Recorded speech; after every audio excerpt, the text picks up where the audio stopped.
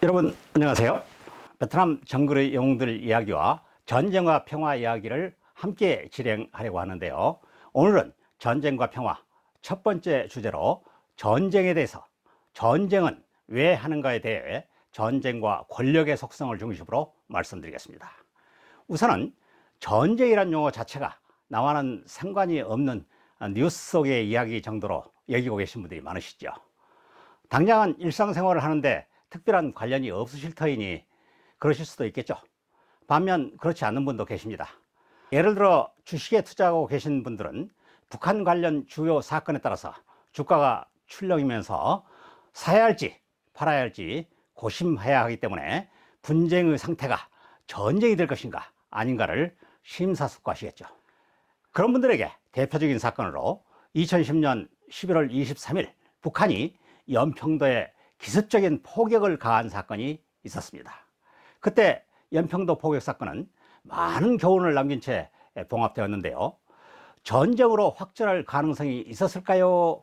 아니면 그럴 가능성이 없었던 사건일까요? 제1차 세계대전은 1914년 6월 28일 남부 슬라브 민족 해방을 위해 사라예바를 순방 중이던 오스트리아 황태자 부처가 세르비아 청년에게 암살된 사건이 계기가 되어 발생했습니다. 물론 당시 유럽 주요 국가들이 독일, 오스트리아 중심의 삼국동맹과 프랑스, 영국, 러시아 중심의 삼국 협상파로 나뉘어서 대립하면서 전쟁 분위기가 조성되어 있었지만 계기는 황태자 암살 사건이었습니다. 이와 같이 특정 사건을 계기로 해서 발생한 전쟁 사례가 많습니다.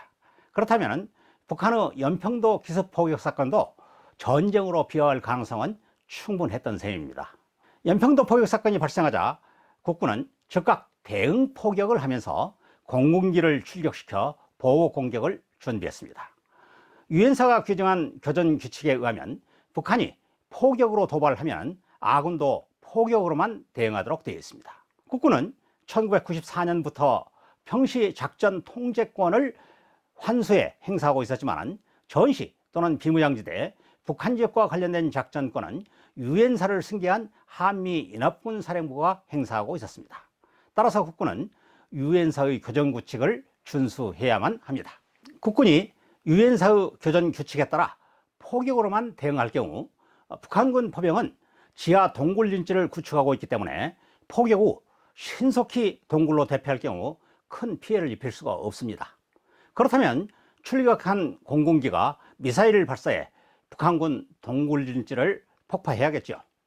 그런데 공군기의 미사일 발사는 유엔사의 교전 규칙을 위반하는 것이고 연합사의 규칙을 위반하는 것입니다. 그런 배경에 따라서 출격한 공군기가 서해 상공을 선회하고 있을 때 미국의 백악관과 국방부, 연합사 등에서 황급하게 한국의 대응 공격을 통지한 것으로 알려져 있습니다.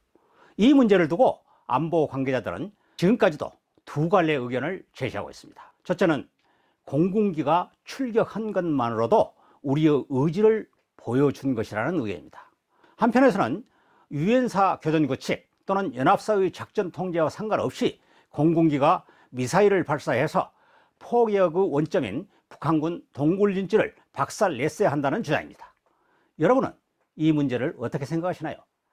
자, 그럼 공군기가 북한군의 동굴 진지에 미사일을 발사해 북한군에게 치명적인 피해를 입혔다고 가정하면 어떻게 되었을까요? 북한이 피해를 감수하고 그 상태로 마무리할 수도 있겠죠. 그렇지 않다면 북한도 공군기를 출격시키거나 한 단계 더 큰 미사일을 발사할 수도 있을 것입니다. 그렇다면 대한민국에 그대로 있을 수 없죠. 다만 전투 지역을 북한은 연평도로, 남한은 황해도 강령군 해안 일대로 국한할 수는 있습니다. 국지전인 셈입니다. 그런 국지전을 타 지역으로 확대하게 되면 보다 큰 전쟁이 되는 것입니다. 결과적으로 2010년 북한의 연평도 포격 사건은 최소한 연평도 일대의 국지전 또는 보다 큰 전쟁으로 확전 가능성이 큰 사건이었습니다. 당시 이명박 정부는 천안함 피격 사건에 이어 연평도 포격 사건에 대한 미온적 대응으로 많은 비난을 받았고 그 일부는 현재도 진행 중입니다.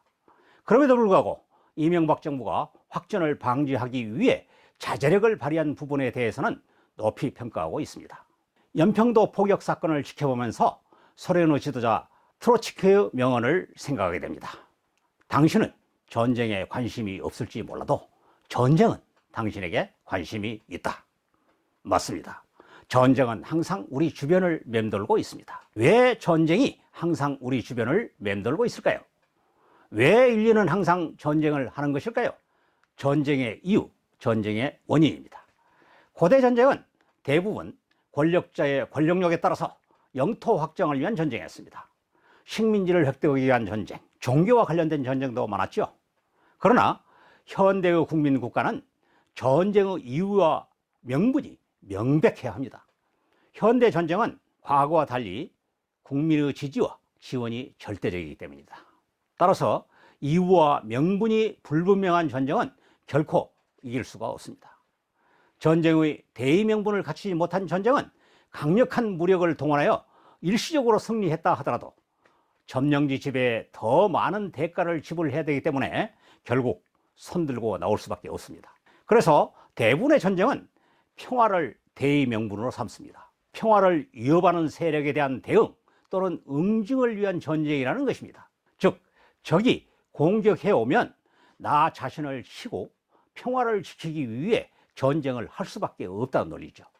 나아가 평화를 위협할 가능성이 있는 세력을 응징하기 위해 전쟁을 할 수밖에 없다는 식으로 전쟁의 명분을 만듭니다.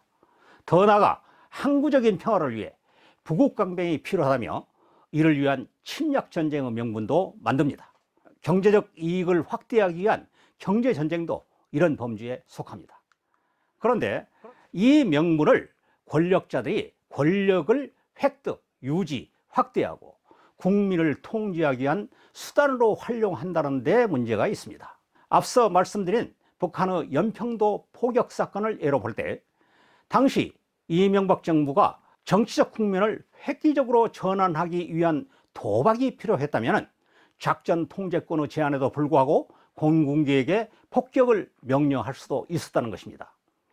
전면전 가능성에도 불구하고 적의 도발에 대한 강경한 대응 조치는 대부분 정권의 유지와 강화에 획기적인 도움이 되었습니다.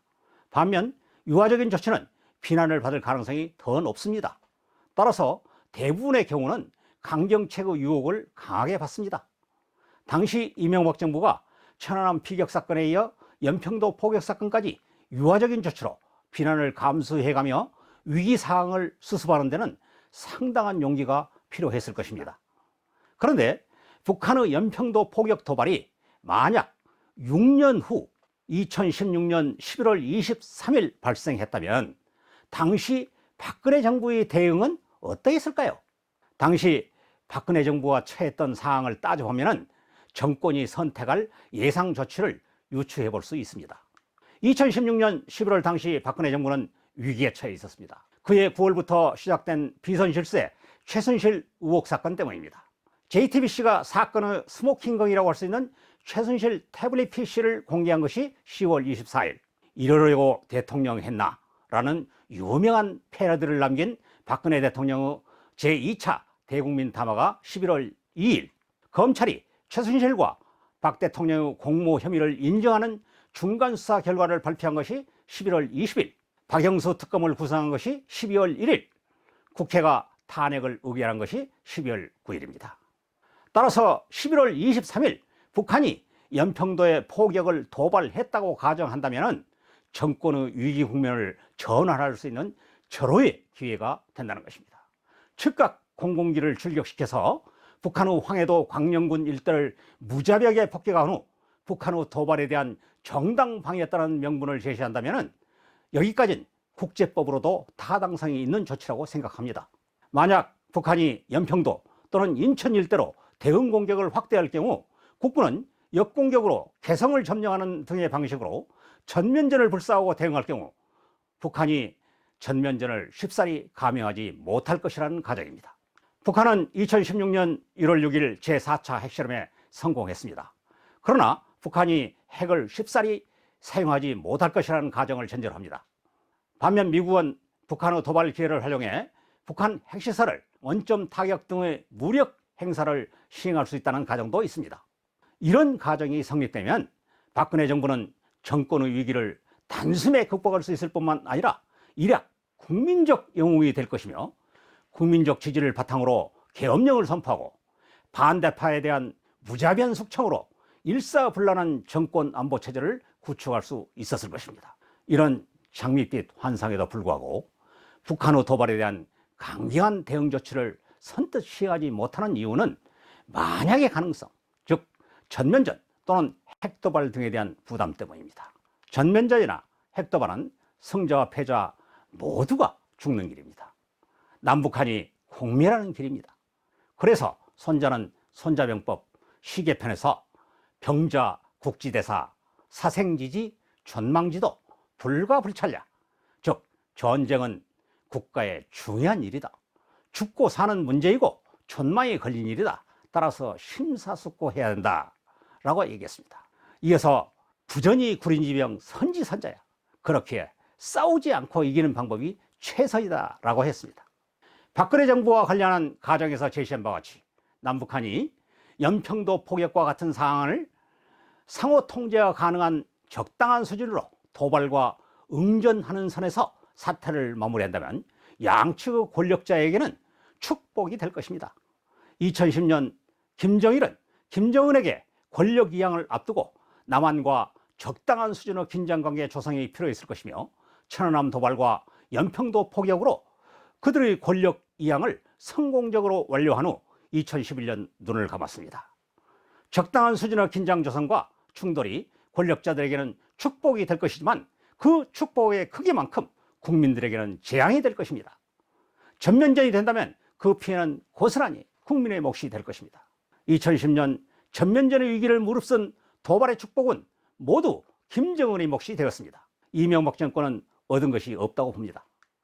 엘빈 토플러는 그에 있어서 전쟁과 반전쟁에서 2차 세계대전을 겪은 인류가 전쟁을 방지하기 위해 국제연합을 설립하였음에도 1945년부터 1990년까지 2340주 중에서 지구상에서 전쟁이 없었던 주는 단 3주에 불과하다고 했습니다.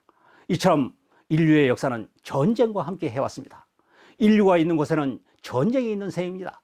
따라서 전쟁은 우리가 피하려 한다고 해서 피할 수 있는 것은 아닙니다. 우리의 생명과 재산, 우리의 가치관을 지키기 위한 전쟁에는 주저함없이 나서야 할 것입니다. 그러나 앞서 말씀드린 연평도 포격 사건을 위한 북한의 사례와 같이 전쟁을 정권의 안보에 이용하는 행위는 철저하게 배격해야 할 것입니다. 이는 국민 모두의 몫입니다. 여러분의 생각은 어떠신지요? 다음 시간에는 북한 김정은 정권의 전쟁 도발 가능성에 대해서 말씀드리겠습니다. 여러분, 다음 영상에서 만나요.